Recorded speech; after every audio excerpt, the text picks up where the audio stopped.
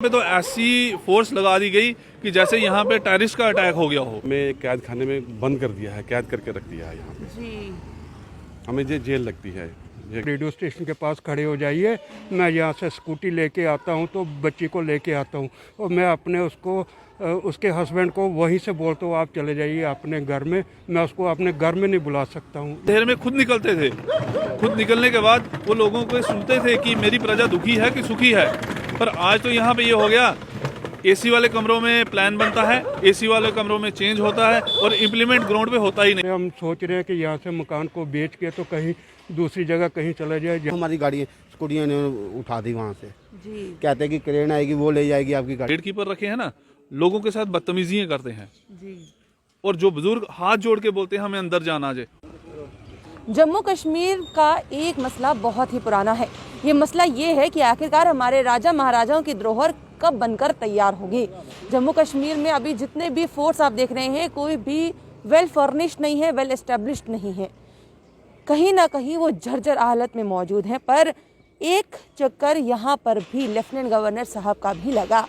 अब आम जनता यहाँ पर कितनी खुश है और ये सोच रही है कि आने वाले समय में ये काम कितनी जल्दी हो सकता है, ये जानने की कोशिश करते हैं। क्योंकि सबसे बड़ी बात ये है कि कहीं ना कहीं एक और होप जो है वो ज़रूर नज़र आ गई। चलिए बातचीत करते हैं, क्या कहना है उनका और क्या सोचते समझते हैं वो।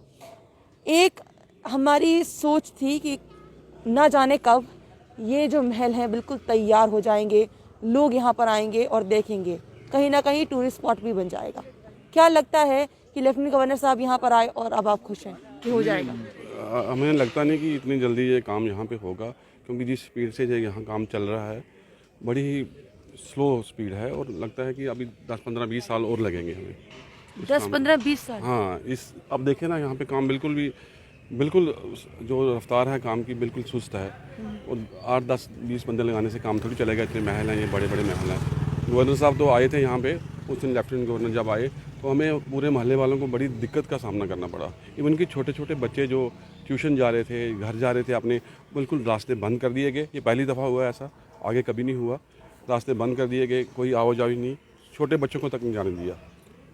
ऐसा क्यों लगता है, क्या कारण है कि वैसे तो आप यहाँ के रहने वाले हैं, आप ज़्यादा समझते हैं, जानते हैं, इस एरिया को भी जानते हैं, क्या आपसे बातचीत नहीं होनी चाहिए थी? बिल्कुल होनी चाहिए थी जी। आज तक जो भी हो रहा है हमारे से कोई बातचीत नहीं हुई, क्योंकि हमारे जो घर हैं यहाँ पे कोई 150-200 साल पुराने घर हैं। हमारे बुजुर्ग यहीं पे रहते थे, हमारी आवाजाही यहीं से है। हमारा रास्ता सिर्फ एक ही रास्ता है यहाँ से, इसके अलावा हमारा और कोई रास्ता नहीं है। और हमारा ये रास्ता बंद कर दिया इन्होंने, गेट लगा दिए दोनों तरफ से जी। कोई हमारे गेस्ट आएंगे, कोई बाहर आएंगे, उनको आने नहीं देते।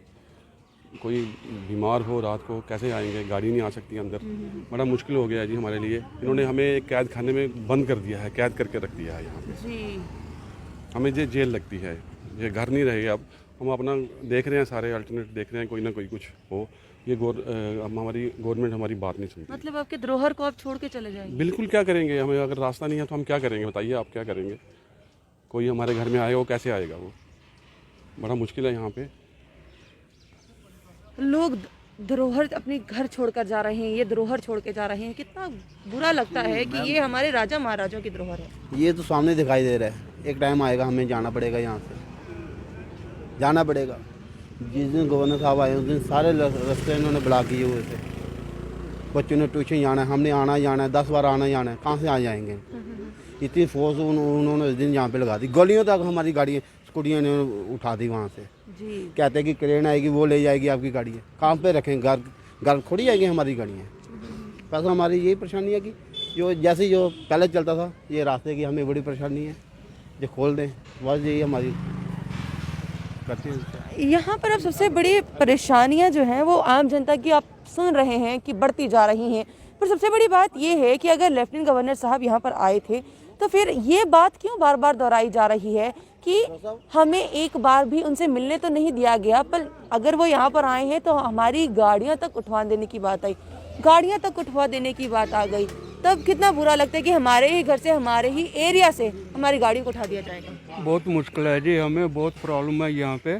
हमें बचपन से यहाँ रहते हैं, मेरी 70 साल एज हो गई मेरी, तो हमने कभी ऐसा कभी हमने देखा नहीं। अब मेरी बिटिया है, मैंने मैरिज की है उसकी बड़ी ब्राह्मणा में, उसको हस्बैंड उसको साथ में लेके आता है। मैं उसको बोलता हूँ भाई आप रेडियो स्टेशन के पास खड़े हो जाइए, मैं यहाँ से स्कूटी लेके आता हूँ, तो बच्ची को लेके आता हूँ और मैं अपने उसको उसके हस्बैंड को वहीं से बोलता हूँ आप चले जाइए अपने घर में, मैं उसको अपने घर में नहीं बुला सकता हूँ। यहाँ तक ऐसी प्रॉब्लम हो गई है।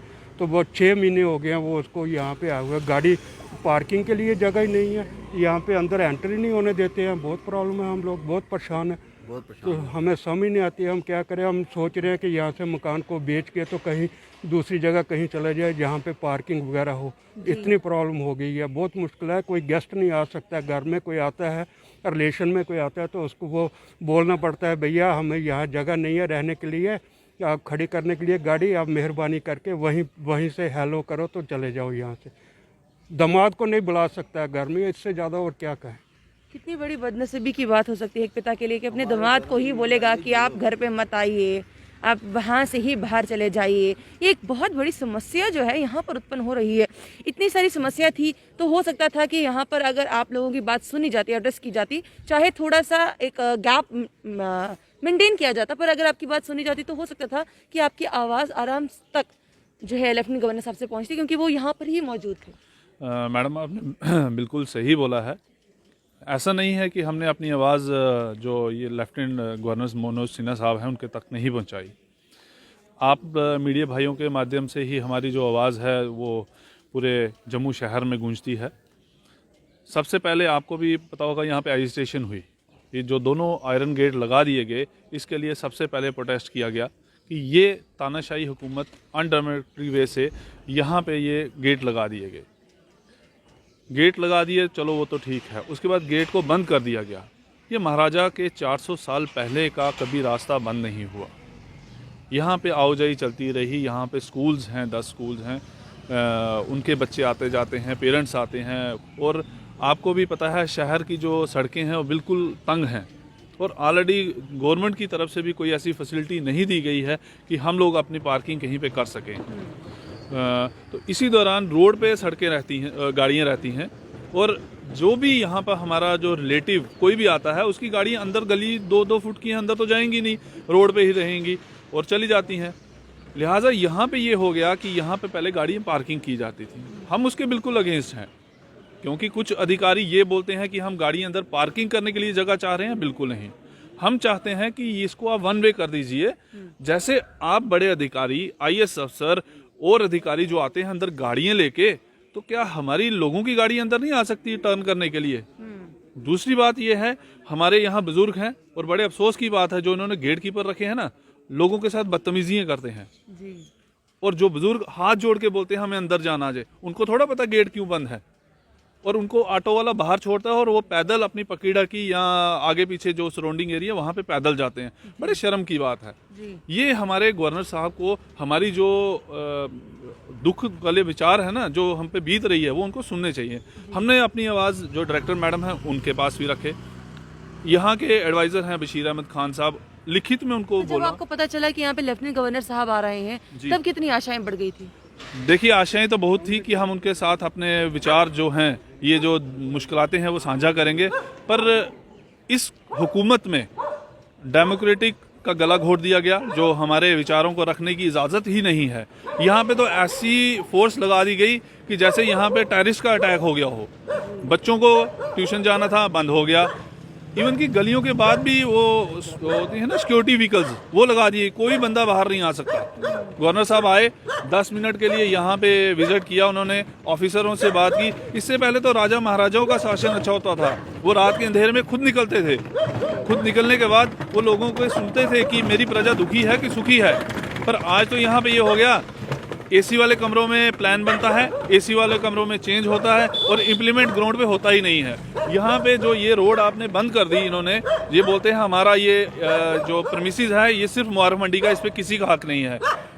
यहीं पे गवर्नमेंट जब कांग्रेस की गवर्नमेंट थी आज़ाद साहब की, इसका अल्टरनेट रोड उन्होंने पीछे दिया था कि लोग पीछे वाली रोड से बाहर जाएंगे। आज उसको ख़त्म कर दिया गया।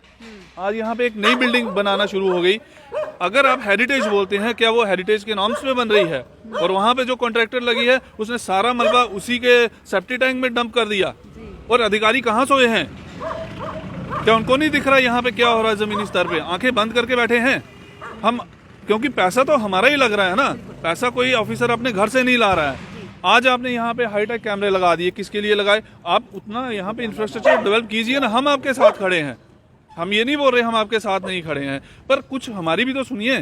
सराउंडिंग वालों की किसी की सुनी, अपने कमिश्नर अधिकारी जो भी हैं वो आते हैं, वो अपना यहाँ पे ऑफिसर से बात करते हैं। लोगों से आज तक कोई बात नहीं की गई। हम आपके माध्यम से लेफ्टिनेंट गवर्नर साहब से अपील करते हैं कि एक डेपुटेशन आप लोकल के, जो यहाँ पे लोकल रहने वाले हैं, उनकी सुनिए। एक बार आप सुनेंगे तो हमारी दिक्कतें जो हैं वो आपको पता लगेंगी, और हमें उम्मीद है कि वो इतने बुद्धिमान और इतने कर्मठ नेता हैं कि हमारी बात उनके जब कानों में गूंजेगी तो वो समझेंगे कि पब्लिक को कितना दर्द है यहाँ पे।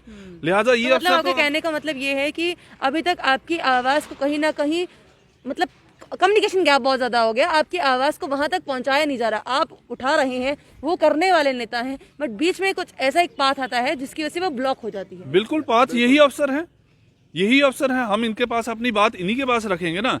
जब हमने इनके पास अपनी बात रखी है, इन्होंने ऊपर उच्च अधिकारियों को बताया नहीं, जैसे लेफ्टिनेंट गवर्नर साहब वहां तक पहुंचती नहीं है, तो उनको क्या पता? उनको तो वही दिखाया जाएगा ना जो ये ग्रीन पिक्चर दिखाएंगे। ये इन्होंने अपने उसमें जो बोलते हैं मैप में आलीशान महल बना के उसमें पिक्चर फिक्स की हुई हैं। अगर आप ग्राउंड रियलिटी देखिए, आपने थोड़ी देर 1-2 महीना पहले इसी पार्क का इंटरव्यू किया था, आज वैसे का वैसे है।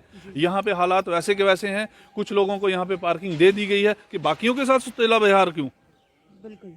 अब यहाँ पर सबसे बड़ी समस्या ये है कि हमें लगा कि शायद लेफ्टिनेंट गवर्नर साहब यहाँ पर आए हैं, हम जनता खुश होगी, ये सोच रही होगी कि जो हम लगातार एक उम्मीद रखते आए हैं कि हमारी राज्य की धरोहर बन जाएगी, हमें जिस तरह की समस्या यहाँ पर आती है आने जाने के लिए वो ठीक हो जाएगी, यहाँ के रहने वाले लोग जो हैं वो काफ़ी खुश होंगे। पर जिस तरह से कहीं ना कहीं ये कहा जा रहा है कि यहाँ पर इस तरह से माहौल बना दिया गया कि शायद यहाँ पर टेररिस्ट अटैक हुआ है या फिर कोई कर्फ्यू लग गया है, तो ये एक बहुत ही ज़्यादा परेशानी का सबब ज़रूर बना है। कहीं ना कहीं यहाँ पर एक आशा ज़रूर ये लोग लगा के बैठे हैं कि अगर हो सकता है कि अगर इस कम्युनिकेशन जो गैप बना हुआ है ये तभी भरपूर ठीक हो जाएगा अगर सीधे तौर पर बात होगी यहाँ के लोगों की और लेफ्टिनेंट गवर्नर साहब की। उनके बीच के अधिकारी बात को घुमा देते हैं, ये कहना है यहाँ के लोगों का। आपका क्या लगता है? कमेंट बॉक्स में कमेंट करना ना भूलिएगा। बने रहिए जम्मू परिवर्तन के साथ। मुझे अभिषेक जी को दीजिए इजाजत। नमस्कार।